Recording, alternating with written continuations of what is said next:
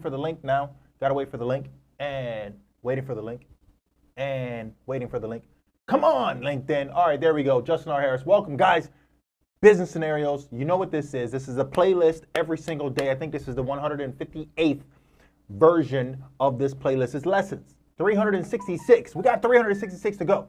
All right, not to go. Total, right? So today's topic, government and business, and how that influences business. Is it a good or bad thing?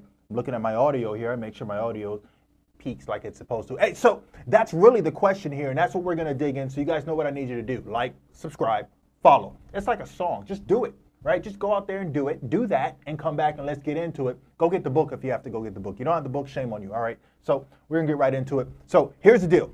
Government influence in business. Now, we've seen this takeover all the way back. What did he say? All the way back 1960, all right?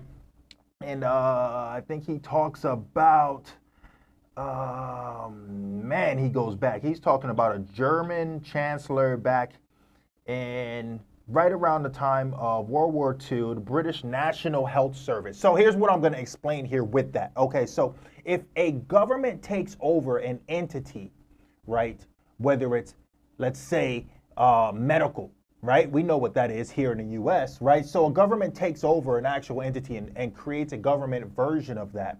What are your thoughts on that? Where does that go? Does that streamline it and take it to a point where it's like, hey, so services suck here. I've been waiting for an hour. I'm not getting the service I want. It is minimal. Because it's not that serious, they're sending you home. Or is private practice now what it's called? Because it's not government, it's actually someone else who's certified and gives you those services, and you notice that the quality is higher. That's weird, huh?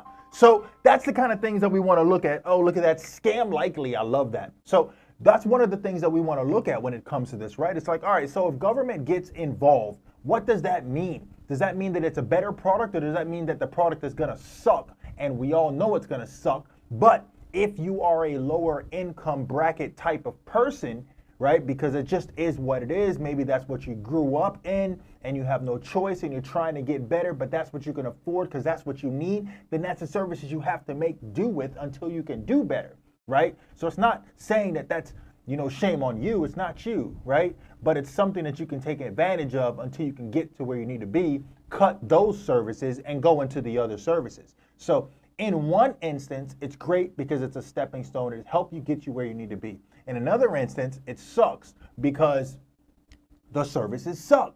Because you qualify for the services in one entity, right, they're minimal, bare minimal type services. Here's a Band-Aid, right? But you go here and it's like they give you cream. Man, you're walking out of there with a brand new car. I don't know, I'm kidding. Right? But you understand what I'm saying. Like the services are just optimum. You walk out of there with a happy face. Matter of fact, you've only been there 20 minutes, right? The other one, you've been waiting for 2 hours and they told you a window of when you would be seen. Crazy, right? So what are your thoughts on that? And other applications of business, right? Is it just medical that there's that problem?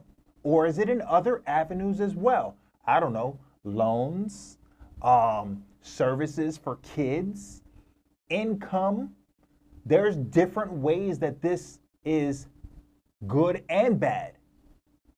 How does that work in your country? How does that work in other countries outside of the US? And what are your thoughts there? See you guys next time.